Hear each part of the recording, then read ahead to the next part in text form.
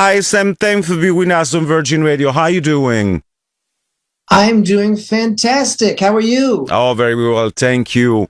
We were waiting to talk to you about a lot of things. We have a new album, Starcatcher, and your show, because we're waiting for Greta Van Fleet in Italy, November 30th, Bologna, Unipol Arena. It will be a huge show, and we can wait for it. Anyway, I would start from the very first beginning of Greta Van Fleet this night, because your musical journey that began at a very young age for you has brought you very far as a band in the last decade from the very first EP. I remember the first time we heard Highway Tune from Black Smoke Rising in 2017. It was mind-blowing. We absolutely loved that song.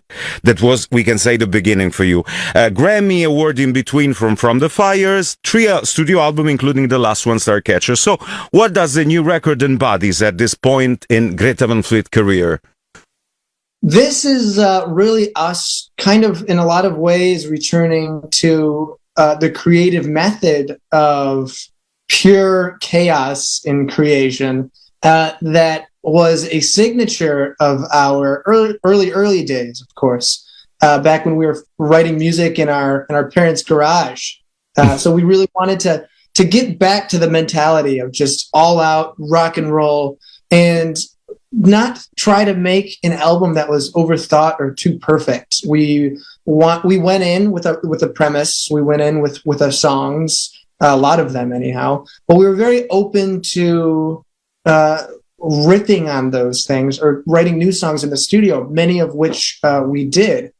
So it was just raw creation, and it was about capturing Greta Van Fleet in the act of kind of writing the songs and recording at the same time. And it gives us the most kind of raw sound and the most inspiring energy. Ok, siamo partiti facendo un viaggio in questi ultimi anni costellati di successi per i Greta Van Fleet, dal primo pezzo che ci ha fatto innamorare del loro sound, era Highway Tune all'epoca di Black Smoke Rising. C'è stato anche un Grammy nel frattempo per l'album, per l'EP From the Fires, 3 studio album, l'ultimo Starcatcher. Quindi ho chiesto cosa rappresenta quest'ultimo lavoro proprio nell'identità della band arrivata a questo punto, e Sam mi dice che sono tornati a questo processo di caos e di creazione delle origini. Quando facevano musica nel garage dei loro genitori in Michigan, volevano che questo disco fosse molto onesto. Ha parlato di un disco assolutamente rock and roll, fatto proprio di creazione, raw, quindi un disco assolutamente crudo per tornare alle radici della loro musica.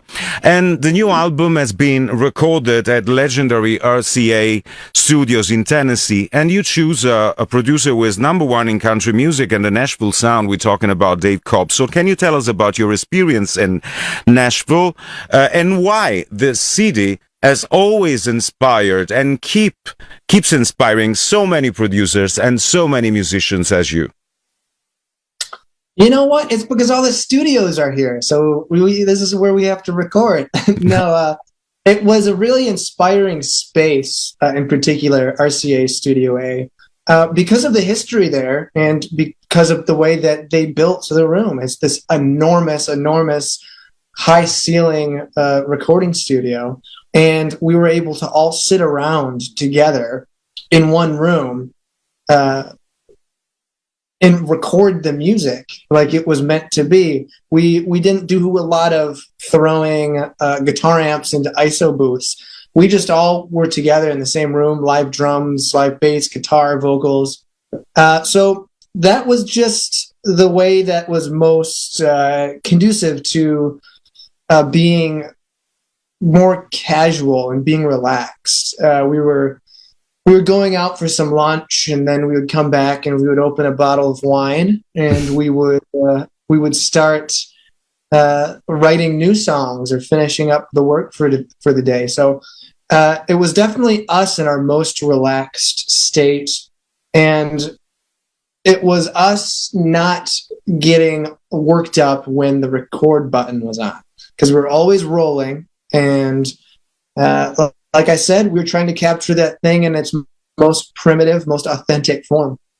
Allora, c'è un luogo che rappresenta molto nella dinamica creativa di questo nuovo album, Starcatcher, che è lo studio A della RCA proprio a Nashville, in Tennessee, che ha una grandissima storia e dove loro hanno trascorso moltissimo tempo insieme. Mi parla di questa stanza dei soffitti molto alti, Sam, in cui hanno avuto la possibilità di sedersi, fare musica, ma con dei ritmi assolutamente rilassati. Mi ha raccontato che capitava molto spesso che potessero fare una pausa per il pranzo, uscire, bere una bottiglia di vino e con molto relax, proprio con questa voglia di fare un lavoro molto sincero, insomma, senza sovraccaricarsi, hanno creato in totale tranquillità, proprio per la natura molto onesta di questo nuovo lavoro di cui stavamo parlando poco fa.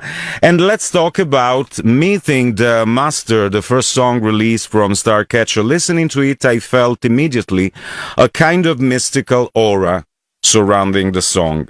But what inspired you to compose it?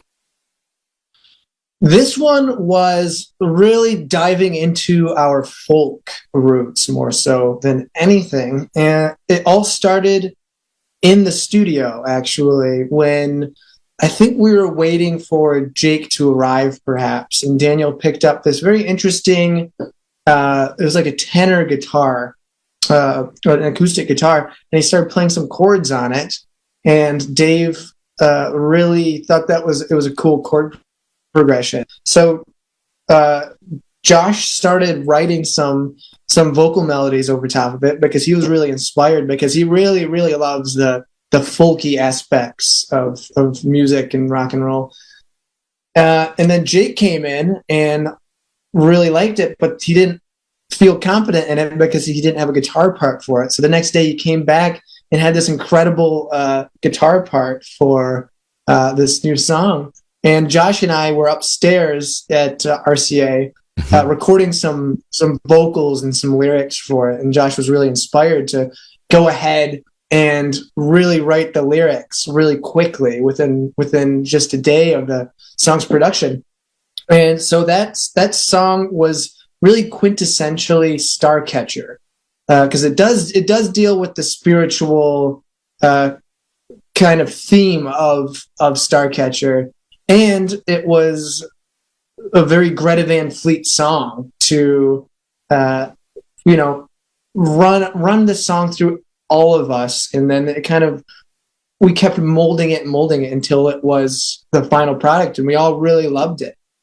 Parliamo di Meeting the Master, che è il primo singolo estratto proprio da Starcatcher. Come nasce questa canzone che raccontavo proprio a Sam, mi ha subito colpito per questa sorta di aura mistica che la circonda. In effetti ha a che fare con la spiritualità, che è un tema ricorrente proprio all'interno dell'album. Nasce da una chitarra acustica che insomma fornisce l'idea per questa melodia, che poi porta Josh e Sam a completare il lavoro in una chiave piuttosto folk, perché questa è l'origine di questo pezzo, ha queste radici molto amate soprattutto dal frontman della band Josh Kiszka, quindi una splendida parte di chitarra che poi arriva per Jake, le parole che vengono scritte da Josh e questo pezzo che è la quintessenza, come dice Sam Kiszka, dell'intero nuovo lavoro.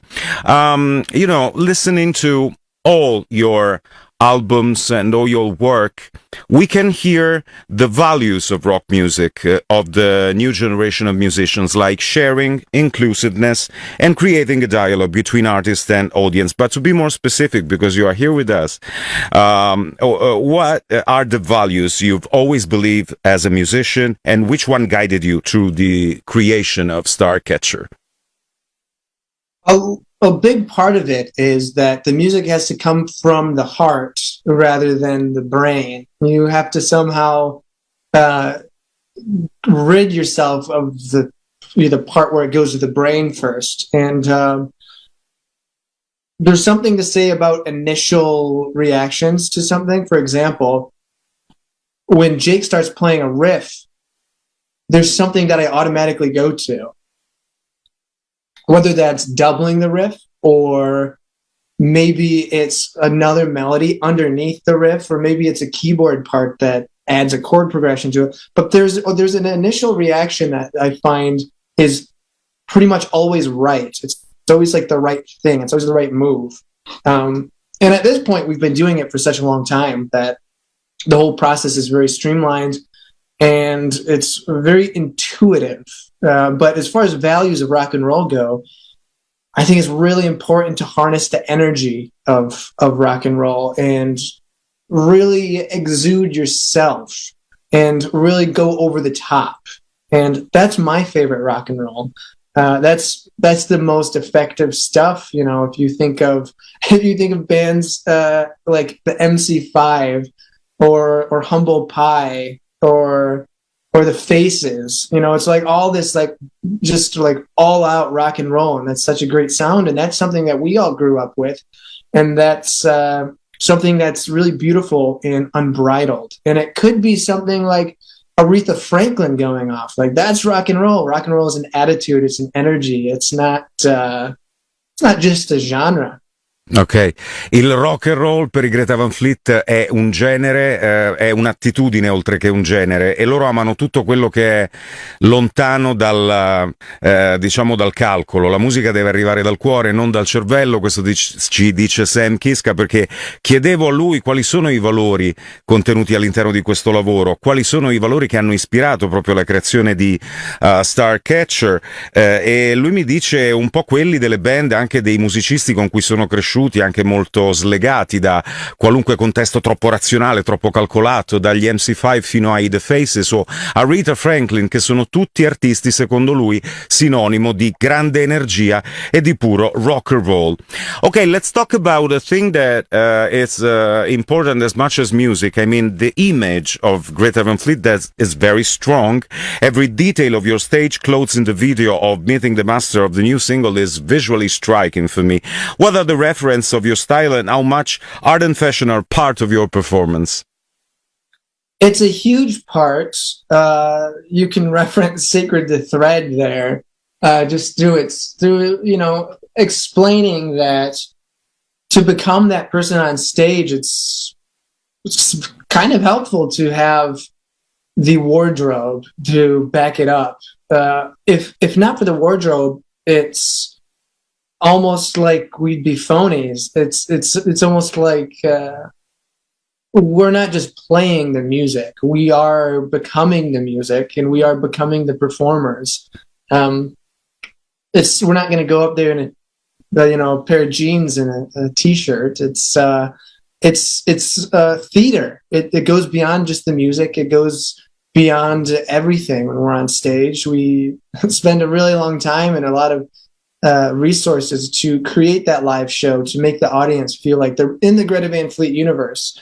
And in this next stage setup we have we've added a lot of open space and a more immersive kind of experience for the fans. And we're going to blow more stuff up, at least twice as much stuff, which is also important for rock and roll. Loro non hanno davvero voluto